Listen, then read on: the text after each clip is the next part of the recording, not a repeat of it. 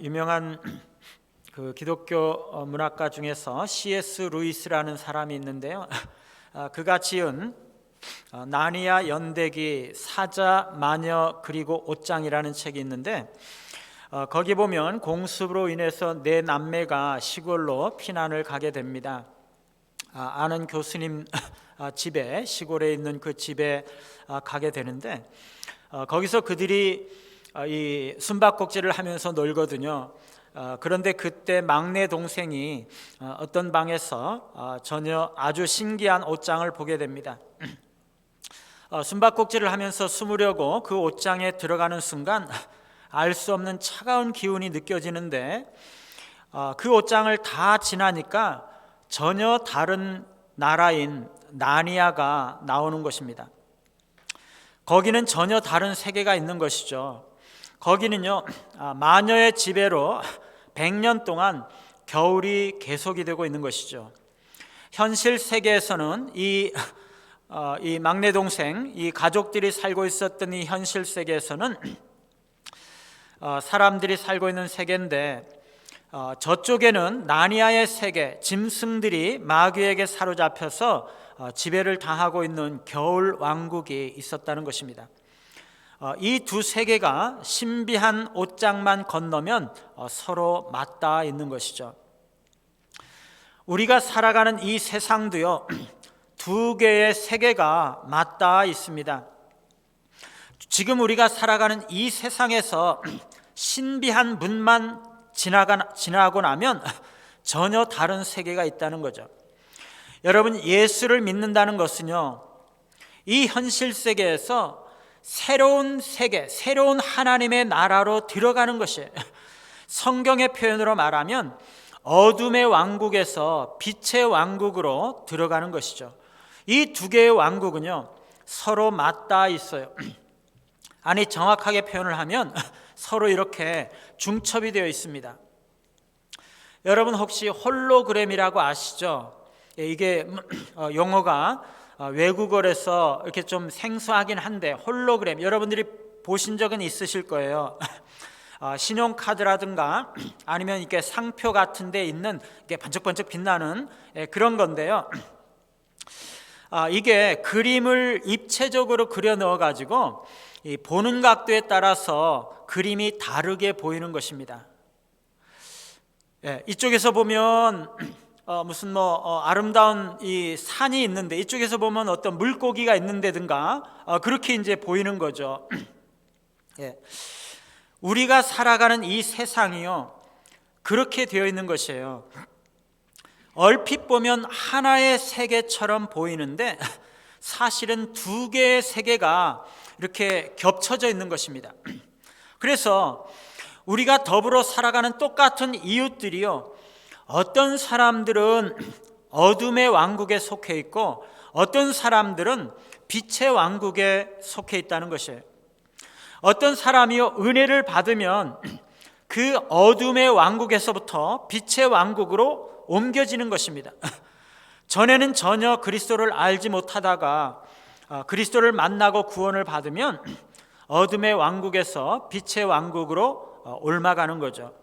이 두 왕국은요, 믿음이라는 그 신비한 문 하나 사이로 서로 연결이 되어 있는 것입니다. 믿음으로 이 어둠의 왕국에서 빛의 왕국으로, 이 현실 세계에서 하나님의 나라로 이렇게 들어가는 거죠. 똑같은 세상인 것처럼 보이는데 두 개의 세상이 겹쳐 있는 것입니다. 그래서 똑같은 세상에서 살아가는 것처럼 보이지만 서로 다른 세상에서 살아가고 있는 두 사람은요, 보는 것도 다르고 먹는 것도 다르고 일하는 것도 달라요. 오늘 사마리아 여자는 우물가에서 예수님을 만나고 그가 자신의 모든 죄를 아시면서도 용서해 주신 이 그리스도시라는 것을 알았을 때 사실 그 여자는 어둠의 왕국에 있다가 믿음이라는 통로를 통해서 빛의 왕국으로 들어간 것입니다. 그는 전에나 지금이나 똑같이 사마리아에 살고 있었지만 이제는 그가 빛의 왕국으로 들어간 것이죠. 새로운 세상에 살아가는 새 사람이 된 것입니다. 오늘 말씀은요, 이 그리스도를 받아들인 사마리아 여자가 어떻게 변화되었는지, 은혜 받은 자의 특징이 무엇인지를 잘 보여주고 있어요. 첫째, 은혜 받은 사람은요, 관심이 달라진다는 것이에요. 여자가 예수님과 이야기하면서 그래도 마음속 깊은 곳에는 메시아를 기다리고 있었다는 것이 드러났는데, 예수님께서는 그때 내게 말하는 내가 곧 그라, 곧 그리스도이다, 이렇게 말씀하셨습니다. 여자가 그 말을 듣고 받아들이는 순간, 바로 그때 음식을 구하러 마을에 들어갔던 제자들이 돌아왔는데요, 이 여자는 물동이를 내버려 두고 동네로 다시 달려 들어가는 것입니다. 여러분, 이 여자의 마음이 얼마나 급했는지 짐작이 가시겠죠. 그는요, 지금 한시도 잠시도 지체할 수가 없는 것이에요.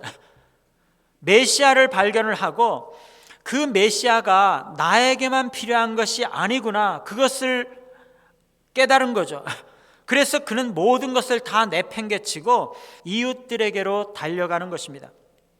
친구들과 이웃들에게 지체 없이 주님을 알리고 싶은 마음이 너무나 열렬한 거죠. 이 여자는요, 물을 기르러 왔는데 그러한 자신의 목적을 잊어버렸어요.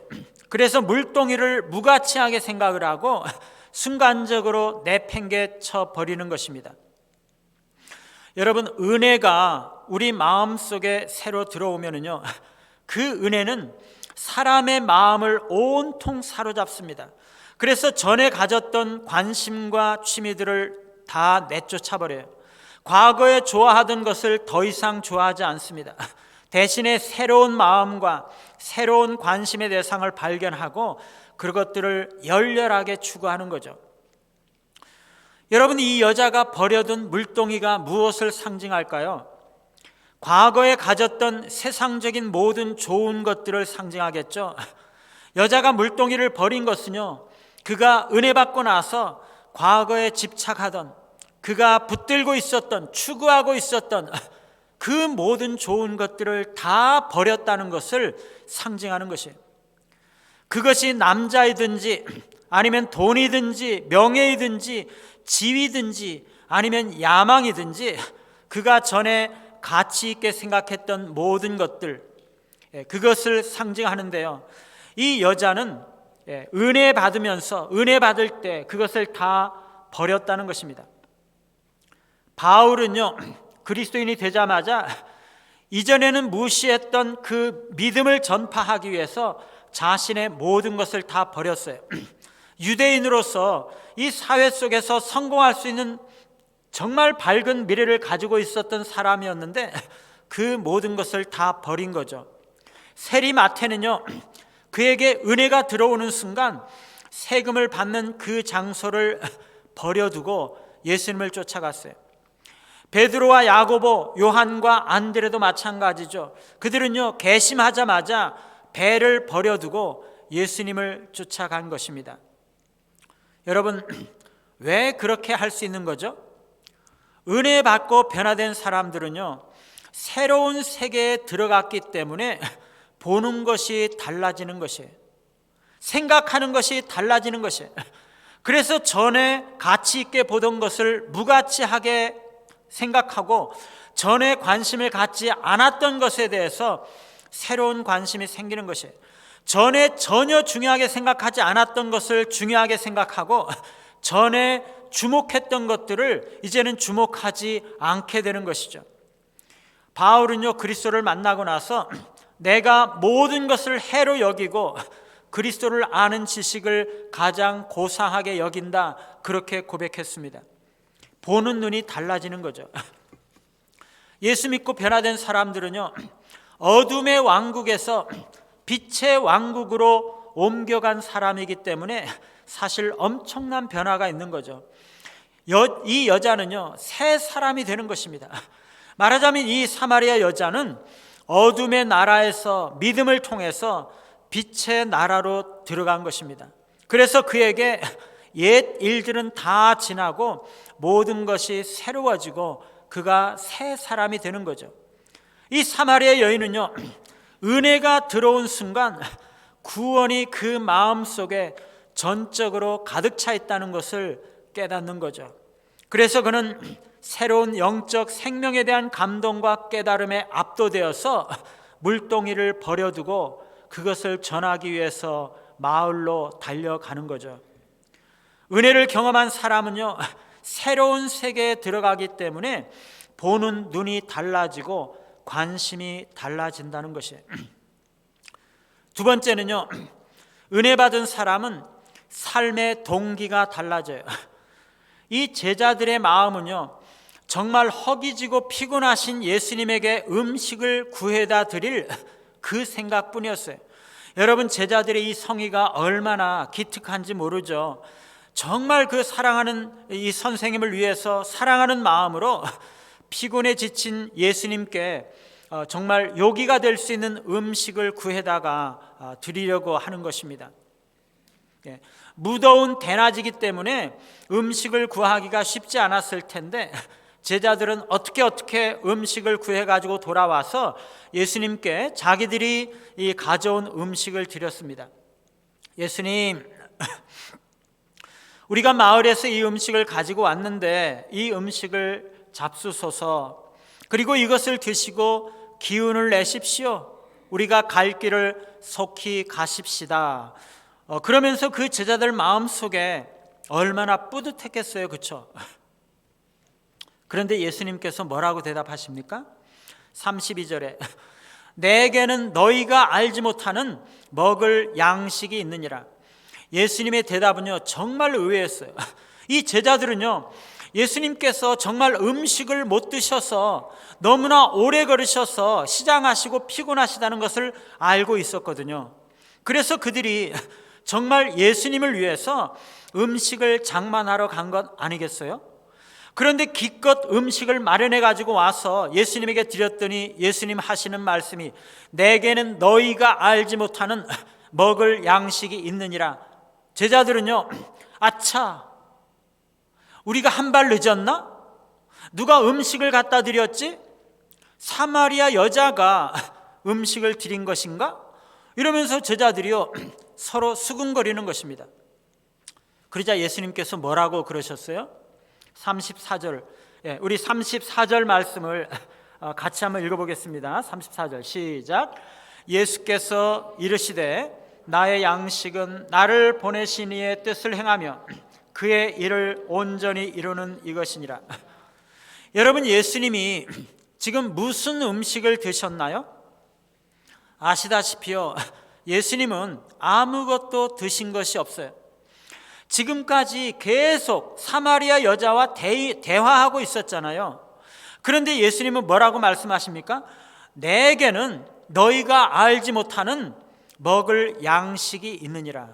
제자들은요, 허기진 몸이 원기를 회복하고 따뜻한 몸이 체력을 지탱하려면 음식이 필요하다는 것을 알고 있었어요. 그래서 그렇게 선생님을 사랑하는 마음으로 음식을 구해 가지고 돌아온 거죠. 그런데 제자들의 문제는 뭐예요? 그것밖에는 몰랐다는 것이에요. 예수님은 다른 곳에서 사람이 떡으로만 사는 것이 아니다, 이렇게 말씀하셨어요.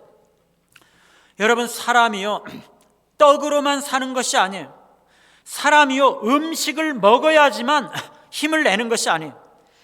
예수님은 정말 너무나 피곤하고 시장하고 목이 말라 있었는데 그가 음식을 먹은 것도 아닌데 이 사마리아 여자와 대화하면서 배고픔을 완전히 잊어버리고 피곤하고 목이 마른 것도 다 잊어버린 것이에요. 아까 제자들이 음식 사러 떠날 때는요, 예수님은 정말 쓰러질 듯이 피곤했었는데요, 지금 제자들이 돌아와서 보니까 삼겹살 실컷 먹은 우리 교회 집사님들처럼, 청년들처럼 원기가 왕성하고 힘이 펄펄 넘치고 있었다는 것이에요. 그래서 내게는 너희가 알지 못하는 먹을 양식이 있느니라, 그렇게 말씀하고 계시는 거죠. 여러분, 어디서 그런 힘이 나오고 있습니까?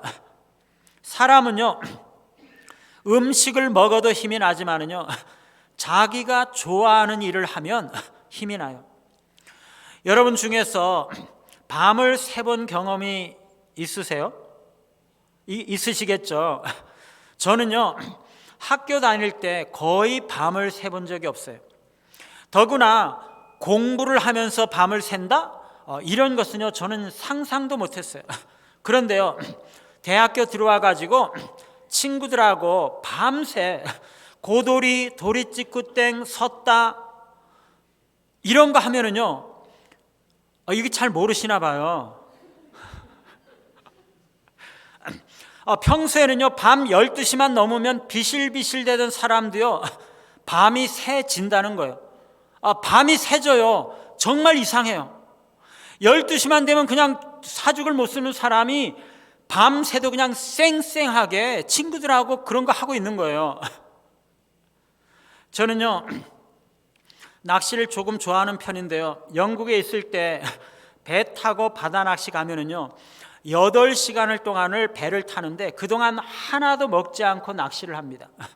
공부할 때는요, 1시간이 멀다 하고 화장실 갔다가 왔다가 들락날락 하는데요, 이 화장실 한 번도 안 가고 한 번도 안 쉬고 8시간 동안을 서서 낚싯줄을 던지는 것이에요.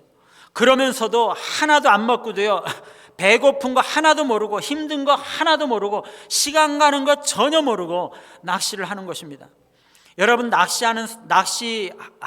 좋아하지 않는 사람은요, 그 기분 몰라요. 여러분 아세요? 이 한꺼번에 이거 한 번 낚았는데 고등어가 한꺼번에 4마리가 올라오는 그 짜릿함, 그 감동, 그 만족함, 그거 모르죠. 정말 낚시 가고 싶네요. 이야기하다 보니까. 여러분, 어디서 그런 힘이 나옵니까? 자기가 정말 좋아하는 일을 하면은요, 우리 안에서부터 힘이 나오는 것이에요. 그런데 우리 주님은 뭐라고 말씀하셨어요? 나의 양식은 나를 보내신 이의 뜻을 행하며 그의 일을 온전히 이루는 그것이니라. 정말 피곤하고 지쳐 있었던 예수님께서요, 원기를 회복하시고 피곤과 허기를 다 잊어버리셨는데 그게 무엇 때문이라고요? 주님은 자기를 보내신 하나님의 뜻을 행하는 것, 그 하나님의 일을 완수하는 것이 그에게 힘이 나게 하고 양식이 되고 그에게 능력이 되고 있다는 것입니다. 왜 그렇습니까? 예수님께서 그것을 정말 좋아하기 때문에, 정말 그것을 하고 싶어하는 일이기 때문에 그것을 할 때 힘이 솟아났다는 것이에요. 여러분, 이 제자들도요, 사실은요, 너무나 피곤했지만 정말 예수님을 기쁘게 해드리기 위해서 피곤을 잊어버리고 마을까지 열심히 달려가서 그 음식을 장만해서 되돌아온 거 아닙니까? 마찬가지로 예수님도요, 정말 하나님을 기쁘시게 하고자 하는 열정, 그것이 허기진 예수님에게 힘이 나게 했던 것이에요. 정말 피곤하고 힘들었지만은요, 그 사마리아 여인을 구원하고자 하는 하나님의 마음, 하나님의 뜻을 행하고 그에게 복음을 전하고 영혼을 돌보는 일을 할 때 그것이 예수님에게 힘이 되었던 것이죠.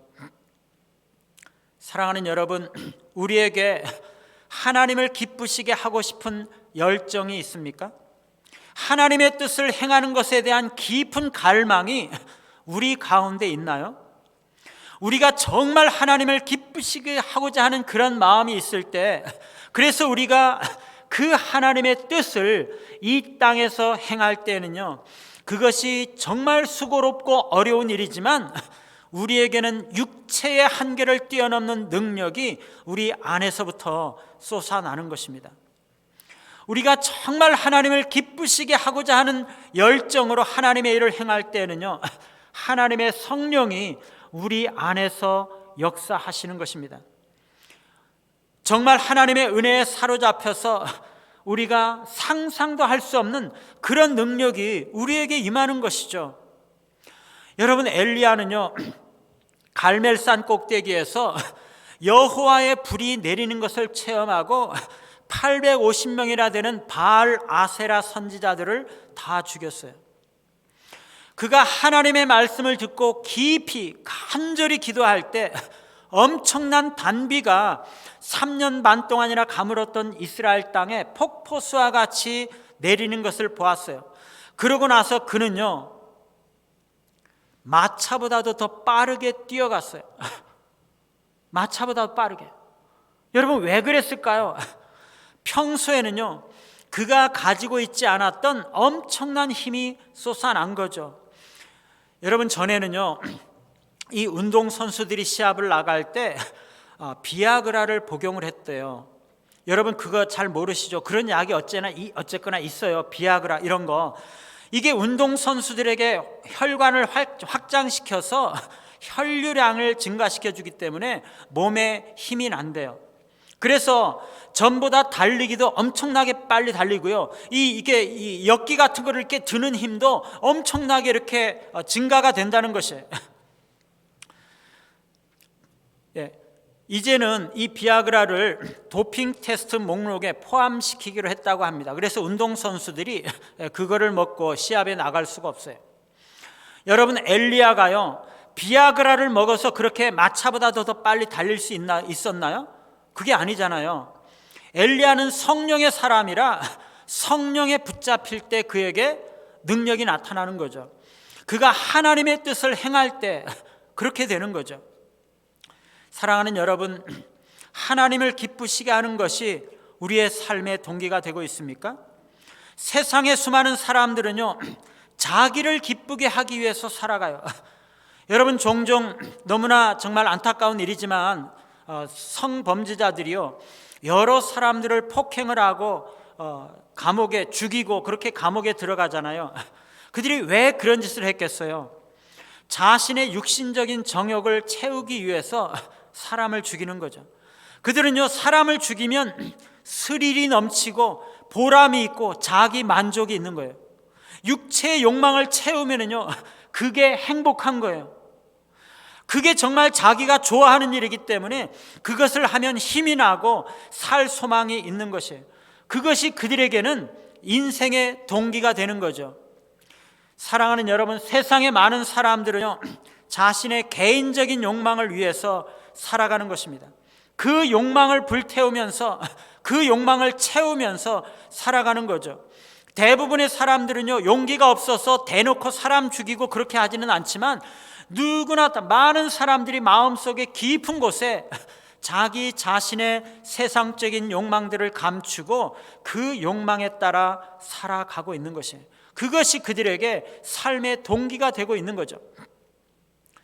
여러분, 똑같은 자동차가요, 어떤 것은 휘발유를 먹기도 하고 어떤 것은 경유를 먹기도 하잖아요. 두 왕국의 사람들은요, 먹는 것이 달라요. 어둠의 왕국 사람들은요, 더러운 것을 먹고 삽니다. 이기적이고 자기 중심적인 나쁜 동기들을 먹고 살아가요. 반면에 빛의 왕국 사람들은요, 밝고 깨끗한 것을 먹고 살아가는 거죠. 하나님을 기쁘시게 하고 다른 사람들을 유익하게 하는 동기를 먹고 살아가는 것입니다. 사랑하는 여러분, 여러분은 그리스도를 위한 일들이 삶의 동기가 되고 있나요? 정말 하나님을 기쁘시게 하기 위한 것이 여러분의 인생의 동기가 되고 목적이 되고 있습니까? 나를 보내신 이의 뜻을 행하며 그분의 일을 온전히 이루는 것, 그것이 여러분들에게 양식이 되고 힘이 되고 격려가 되고 여러분들이 그것에 붙잡혀서 인생을 살아가고 있나요?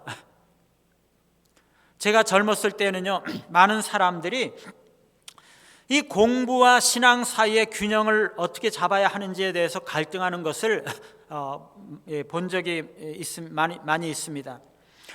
여러분, 신앙을 살짝 내려놓고 공부만 하는 것이 자신에게 유익할까요? 저도요, 영국에서 박사과정을 공부를 하면서 잠깐 동안 우선순위가 바뀌었던 적이 있어요. 나중에 그것을 깨닫고는 회개했습니다. 저는요, 대학교 3학년 때 예수를 믿었는데 그때는요, 절대 우선순위가 바뀌지 않았습니다. 매일 30-40분 큐티 하는 게 시간적으로는 정말 쉽지 않은 이야기였지만 심지어 시험 기간 중에도 우선순위가 안 바뀌었어요. 그렇게 해서 성적이 잘 나왔을 것 같아요. 예수 안 믿고 주일날 공부했던 그런 때보다도요, 예수 믿고 매일 큐티하면서 공부했던 때가 더 좋은 결과를 얻었던 것이죠. 사랑하는 여러분, 우리가 공부하는 것이나 직장 생활하는 것이나 우리 능력으로 하는 것이 아닙니다. 자연적인 능력으로 하는 것이 아니라 하나님이 주시는 능력으로, 하나님의 은혜로 하는 거죠. 제가 전에 영국에 있을 때 보면은요, 유학 왔다고 신앙생활 제대로 안 하고 공부만 하는 사람들이 있었어요. 여러분, 교회고 신앙이고 뭐고 다 내려놓고 공부만 하는 것, 그것은요 누구나 다 할 수 있는 것이에요. 자기가 가진 능력으로 다른 사람과 경쟁하는 것, 그런 거는 누구나 할 수 있죠. 이런 사람은요, 잘 되면 자기가 능력이 있어서 성공한 것이고 못 되면 하나님 때문인 거예요. 여러분, 하나님이 우리에게 주신 삶은요, 우리가 가진 능력들을 다른 사람과 비교하고 경쟁하면서 살아가는 그런 게임이 아니에요. 하나님은요, 우리 그리스도인들이 비기독교인들과 같이 똑같은 입장에서 경쟁하기를 원하지 않습니다. 남들이 10시간 공부하면은요, 우리는 9시간 공부하고 나머지 하는 시간은 하나님 앞에 드려야 되는 것이에요. 우리가 그 1시간을 하나님 앞에 드리고 정말 하나님을 기쁘시게 하는 일을 하면은요, 하나님은 우리에게 힘을 주시고 은혜를 주세요. 9시간만 공부하고 9시간만 일해도요, 다른 사람이 10시간 일하고 공부한 것보다도 11시간, 12시간 일하고 공부한 것보다도 더 좋은 결과를 주시는 것이에요. 왜 그래요? 하나님의 뜻을 행하고 하나님을 기쁘시게 하는 일들이 우리에게 힘을 주고 능력을 주기 때문입니다. 그리스도를 위해서 헌신한 그리스도의 일꾼들은요, 자연적이고 물질적이고 육체적인 그러한 양식 이외에 신비한 양식이 주어져 있다는 것입니다. 세 번째는요, 은혜 받은 자는 부지런하고 사명을 발견한다는 것이에요. 우리가 35절 말씀을 같이 한번 읽어볼게요. 35절입니다. 시작. 너희는 넉 달이 지나야 추수할 때가 이르겠다 하지 아니하느냐. 그러나 나는 너희에게 이르노니 눈을 들어 밭을 보라, 희어져 추수하게 되었도다. 여러분, 여기서 사람들이 뭐라고 말합니까? 넉 달이 지나야 추수할 때가 이르겠다. 이것은요, 아마도 사람들 사이에 일반적으로 회자되는 속담이나 경구와 같은 것일 것입니다. 씨를 뿌리고 나면 넉 달이 지나야 추수할 때가 된다, 그런 뜻이죠. 여러분, 이게 무슨 뜻입니까? 사람들은요, 지금 씨를 뿌렸으니까 넉 달 동안은 마음 놓고 쉬고 놀고 있다가 넉 달이 지나면 추수할 때가 올 때인데 그때 추수하면 된다, 그렇게 생각한다는 거예요. 아직은 추수할 때가 아니고 아직은 일할 때가 아니라는 것이에요. 여러분, 사람들이요, 얼마나 게으른지 모릅니다. 사람들은요, 지금은 일할 때가 아니라는 것이에요. 추수할 때가 아니라는 것이에요. 할 일도 없고 그냥 지금은 좀 쉬다가 추수 때가 되면, 나중에 내가 뭐가 되면 그때 가서 열심히 하겠다, 이렇게 말한다는 것이에요. 나 좀 봐주세요, 좀 기다려주세요, 지금 좀 피곤해서 좀 쉬었다가 나중에 내가 잘 할게요. 여러분, 한국의 그리스도인들에게 가장 큰 적 중에 하나가 뭡니까? 고3입니다. 고3. 내가 고3인데 지금은 공부해야 돼서 신앙생활 열심히 못하는데 나중에 학력고사 보고 나면, 대학 가고 나면 잘 할게요. 교회 안에도요, 이렇게 고3병 걸린 사람들이 가끔 있어요. 지금은 너무 바쁘니까 신앙생활 나중에 하겠다는 것이에요. 여러분, 이렇게 말하는 거요, 다 거짓말입니다. 예수님 뭐라고 말씀하십니까? 내가 너희에게 이르노니 눈을 들어 밭을 보라, 희어져 추수하게 되었도다. 너희가 할 일이 없다는 거 정말 거짓말이다. 너희가 나중에 열심히 일하겠다는 거 다 거짓말이다, 그런 뜻입니다. 눈을 들어 봐라, 지금 추수할 일들이 얼마나 많은데 지금 그렇게 놀고 있느냐, 그런 뜻입니다. 여기서 밭이 희어져 추수하게 되었다는 것은요, 거두어 드릴 때가 된 영혼들이 아주 많다는 것이죠. 사람들은 파종하면 4개월이 지나야 추수하게 된다고 말하지만 지금은 저 사마리아 사람들이 벌써 말씀 들으려고 몰려오고 있는 것을 보아라. 유대의 수많은 사람들이 벌써 휘어져 추수하게 되었다. 뿐만 아니라 이 세상 모든 곳에서 수많은 사람들이 마음의 복음을 받아들일 준비가 되어 있다는 것입니다. 속히 가서 거두어야 한다는 것이죠. 여러분, 복음은요, 한 사람이 심고 다른 사람이 거두는 것입니다. 우리는요, 언제나 다른 사람이 뿌린 씨앗을 거두는 것이고, 우리는 또 내가 거두지 못하는 씨앗을 뿌려야 되는 것이에요. 이미 우리 주변은요, 다른 사람들이 뿌려놓은 씨앗들이 많이 있어요. 준비된 수많은 영혼들이 있다는 것이에요. 우리가 그것들을 거두어야 돼요. 그리고 그러면서 우리는 다른 사람들의 노력에 동참하게 되는 거죠. 제가 얼마 전에 목양실에 있다가 1층에 기도하러 이렇게 내려왔는데요. 교회에서 1층에서 두세 사람이 전도하러 나간다고, 이제 나간다고 기도해 달라고 그렇게 하더라고요. 그래서 그분들을 위해서 그리고 또 준비된 영혼들을 만나기 위해서 기도하고 나서 그들을 보내드렸는데요. 나중에 혼자 기도하면서 우리 교회를 대신해서 전도의 일을 하고 있는 사람들이 있다는 것이 얼마나 감동이 되고 얼마나 감사한지 몰랐어요. 우리 교회가 해야 되는 일들을요, 목사가 아니면 누가 그렇게 시키지도 않았는데 자발적으로 그렇게 해 주시고 계시더라고요. 은혜를 받아서 빛의 왕국에 들어간 사람들은요, 사람들이 보이기 시작하는 거예요. 추수할 영혼들이 보이는 거죠. 한 영혼이 천하보다도 귀하다고 했잖아요. 전에는 몰랐는데 은혜를 받으니까 그게 보이는 것입니다. 전에는요, 밭이 휘어졌는지 추수하게 됐는지 보지 못했어요. 그런데 예수님을 믿고 나니까 그것이 보이기 시작하는 것입니다. 여러분, 우리가 전도하면은요, 전도할 사람들이 보이고 왜 전도해야 하는지를 깨닫게 돼요. 교회에서 전도하러 나가면은요, 그때서야 사람들은 우리 가족들도 전도를 안 했는데, 우리 부모님 전도를 안 했는데, 이렇게 전도 안 한 게 생각이 나고 부담이 되는 거죠.